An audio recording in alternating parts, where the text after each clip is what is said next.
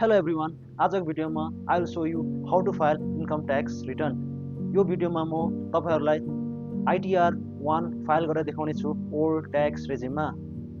यो भिडियोमा तपाईहरु सिक्ने छ how to claim deduction like HRA, housing loan interest and etc deduction.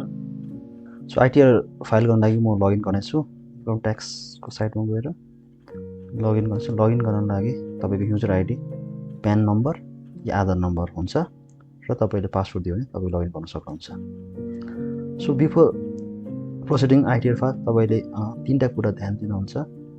तपाईले तपाईको इम्प्लोयरबाट पाउने फर्म 16A र फर्म 16B तपाईले एकपल्ट हेर्नुपर्छ। फर्म 16B मा तपाईको सालभरिको स्यालेरी कति पाएको छ र त्यसको डिफ्रेन्ट क्याटेगोरी वाइज स्यालेरीको हेड अनुसार एचआरए, ट्रान्सपोर्ट एलाउन्सको डिटेल्स हुन्छ। वेयरएज फर्म 16A मा तपाईको इम्प्लोयरले कति तपाईको नाममा टिडीएस काटेको छ त्यो हुन्छ र तपाईको त्यो फर्म 16A को जुन चाहिँ टिडीएस काटेको छ तपाईले यहाँ भेरिफाई गर्न सक्नुहुन्छ थ्रु फर्म 26AS। यो डाउनलोड गरेर तपाईको फर्म 16A को जति पनि टिडीएस तपाईको इम्प्लोयरले काटेको छ त्यो यहाँबाट तपाईले भेरिफाई गर्न सक्नुहुन्छ। यो डाउनलोड भएको छ। यो डाउनलोड गरेर यसरी तपाईको हरेक महिना कति टिडीएस काटेको छ त्यो देखाउँछ र प्लस फर्म 26AS मा तपाईको ब्याङ्कले काटेको टिडीएस पनि देखाउँछ। तपाईको जुन चाहिँ आरडी एफडी मा इन्ट्रेस्टमा जुन चाहिँ टिडीएस ब्याङ्कले काट्छ त्यो पनि यहाँ मेन्सन गरेको हुन्छ। वेयरएज तपाईको इम्प्लोयरले प्रोभाइड गरेको फर्म 16A मा त्यो डिटेल्स चाहिँ हुँदैन। यो हेरिसकेपछि तपाईले अर्को काम गर्नुपर्ने हुन्छ। तपाईले एआइएस मा गएर तपाईको टीआईएस हेर्नुपर्छ। टीआईएस भनेको चाहिँ के हो भन्दा चाहिँ तपाईको फाइनान्शियल अल ट्रान्ज्याक्सन, यहाँ एआइएस मा क्लिक गर्नुस् र ट्याक्स इन्फर्मेसन समरी मतलब टीआईएस। यसमा तपाईको सालभरि तपाईले कति स्यालेरी पाउनु भयो, कति म्युचुअल फन्ड किन्नु भयो, कति म्युचुअल फन्ड बेच्नु भयो त्यो डिटेल्स हुन्छ। यदि तपाईको क्रिप्टोको ट्रान्ज्याक्सन छ त्यो पनि हुन्छ। यदि तपाईको स्टक्सको बाई एन्ड सेल छ त्यो सबै डिटेल्स हुन्छ। यो सबै कुरा हेरिसकेपछि तपाईले इन्कम ट्याक्स फाइल गर्दा हुन्छ।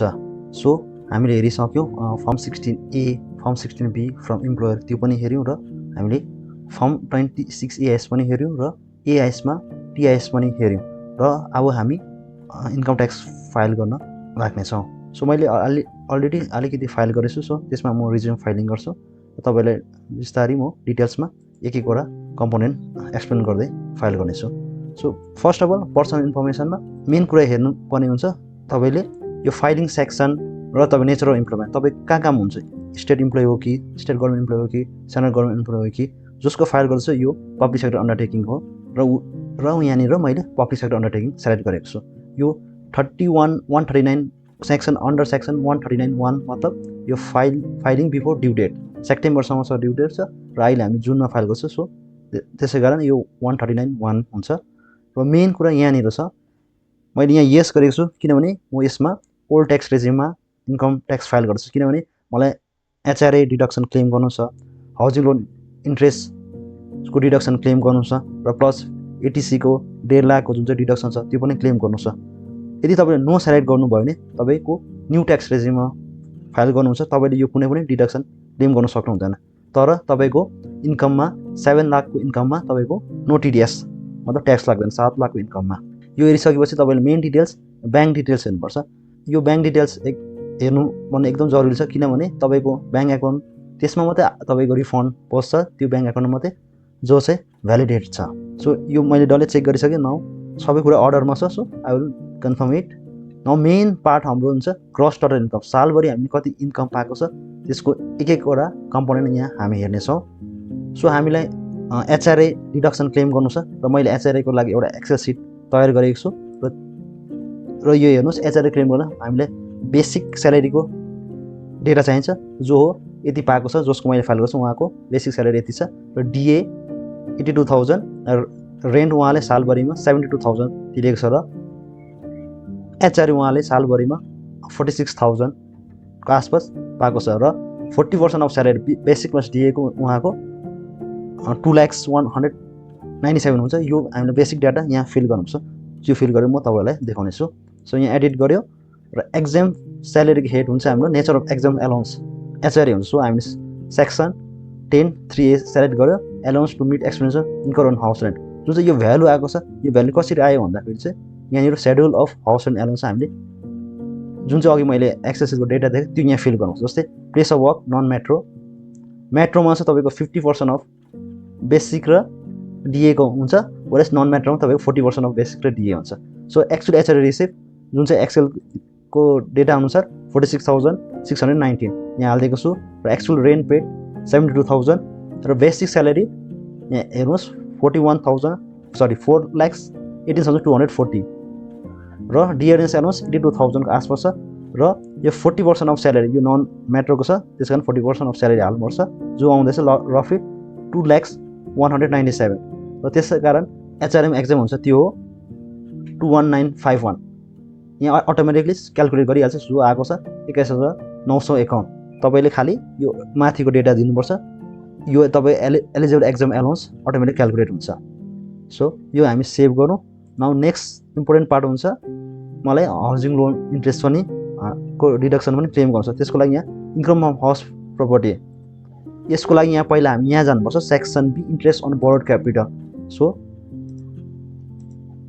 यहाँनिर लोन टेकन फ्रम ब्याङ्क र नेम अफ द ब्याङ्क यो दिनु जरुरी हुन्छ, नेम अफ द ब्याङ्क, त्यहाँदेखिको तपाईँको ब्याङ्कको लोन एकाउन्ट नम्बर र डेट अफ स्याङ्सन कहिले स्याङ्सन भएको तपाईँको र टोटल एमाउन्ट अफ लोन कति लोन स्याङ्सन भएको त्यो दिनु जरुरी हुन्छ र आउटस्ट्यान्डिङ ब्यालेन्स कति छ एट द एन्ड अफ 31 मार्चमा तपाईँको आउटस्ट्यान्डिङ ब्यालेन्स कति छ त्यो पनि दिनुपर्छ र तपाईँको इन्ट्रेस्ट अन बोरोड क्यापिटल यो केसमा 84,936 छ जो मैले हालेको छु र यो हालेपछि तपाईँको यहाँनिर पपअप हुन्छ, यहाँनिर income from house property as a loss देखाउँछ -84,936 र यसमा type of house property self occupied गर्नुपर्छ, यो यहाँनिर अटोमेटिक पपुलेट हुन्छ। हामीले यहाँनिर एचआरए क्लेम पनि ग्रस स्यालेरीमा हामीले एचआरए क्लेम पनि गऱ्यौँ र इन्ट्रेस्ट फ्रम हाउसिङ लोन पनि क्लेम गऱ्यौँ र यसलाई कन्फर्म गरौँ। न हामीले अब टोटल डिडक्सन एटिसीको डिडक्सन क्लेम गर्नु छ र हेल्थ इन्सुरेन्स एटिडीको डिडक्सन क्लेम गर्छ। त्यसको लागि म टोटल डिडक्सन जाँदैछु र यसमा सुरुमा एटिसी छ, एटिसीमा डिडक्सन क्लेम गर्ने यहाँनिर तपाईँले एडिट बटन थिचेर यहाँ एड भ्यालु गर्नुपर्छ। पहिला मेरो यहाँनिर के छ हेल्थ इन्सुरेन्सको प्रिमियम छ, टर्म इन्सुरेन्सको 236 यो क्लेम गर्नु छ, यहाँनिर पोलिसी नम्बर दिनु सक्नुहुन्छ। अन्त अर्को क्लेम गर्नु छ मलाई स्ट्याम्प ड्युटी र हाउसिङ लोनको प्रिन्सिपल रिपेमेन्ट जो टोटल आउँदैछ 252,000 यो छ तपाईँको स्ट्याम्प ड्युटी र housing loan principal amount. So यो सेभ गर्छु र अरू केही छ भने तपाईँले यहाँ एड एनदर भ्यालु गरेर सेभ गर्न सक्नुहुन्छ। भयो अब अर्को डिडक्सन मलाई क्लेम गर्नु छ हेल्थ इन्सुरेन्स प्रिमियम जुन चाहिँ हो आउँछ सेक्सन 18D। यसको लागि यहाँ एडिट गर्छु र फ्यामिली मेम्बर सिग्नेचर नो, यो ठिकै छ नो। सो टोटल पेमेन्ट उहाँले एउटा प्रिभेन्टिभ हेल्थ चेक गर्छ जो 3500 छ त्यो हाल्छु र अर्को छ हेल्थ इन्सुरेन्सको प्रिमियम जो छ स्टार हेल्थको पोलिसी नम्बर र हेल्थ इन्सुरेन्स एमाउन्ट 2700 यो सेभ गर्छु र एटिडीको टोटल भयो मेरो 6200 एउटा health checkup preventive health checkup र एउटा हेल्थ इन्सुरेन्स स्टार हेल्थको सेभ गर्छु र मेरो एटिडीमा पनि भयो र यो दुईवटा छ जुन चाहिँ एटिसिसिडी र एटिसिसिडी यो सेन्ट्रल गभर्मेन्टको यो फर्म 16 बाट अटोमेटिकली सेलेक्ट गरेको, यसमा हामीले केही गर्नु जरुरी छैन। सो मैले डिडक्सन पनि क्लेम गरिसकेको छु, यो कन्फर्म गरिदिँदैछु। टोटल डिडक्सन हाम्रो 2,59,919 भयो। नाउ ट्याक्स पेड उसले अलरेडी 13,961 उसको पर इम्प्लोयरले डिडक्ट गरेको रहेछ। सो यो पनि कन्फर्म गरौँ, यो फर्म 16 मा सम्म ट्याली छ। सो हामीले ट्याक्स पेड पनि कन्फर्म गऱ्यौँ। न लास्टमा हामी भेरिफाई आवर ट्याक्स लायबिलिटी, यसमा गएर तपाईँको ट्याक्स लायबिलिटी कति बनिन्छ। हाम्रो एक्चुअल ट्याक्स लायबिलिटी 11,686 बनिन्थ्यो, तर ओल्ड ट्याक्सेस 5 लाखसम्म हाम्रो रिबेट छ 12,500। त्यसै कारण हामीले यो डल्लै रिबेट पाउँदैछ र हाम्रो ट्याक्स लायबिलिटी 0 पाउँदैछ। सो त्यसको मतलब यो जुन चाहिँ 13,961 हाम्रो रिफन्ड हुनेछ। Process to verify gross total income हाम्रो 827.52 टोटल गरेर हाम्रो यहाँनिर एमाउन्ट पेएबल रिफन्ड हाम्रो लगभग टोटल ट्याक्स पेड यति छ र रिफन्ड हाम्रो 13,960 पुरै हाम्रो रिफन्ड हुनेछ। सो प्रिभ्यू एन्ड सबमिट यो रिटर्न यो भ्यालिडेट भयो। नाउ हामी प्रिभ्यू गरेर प्रोसेस टु भेरिफाई गर्न सक्छौँ थ्रु आधार आधार ओटिपी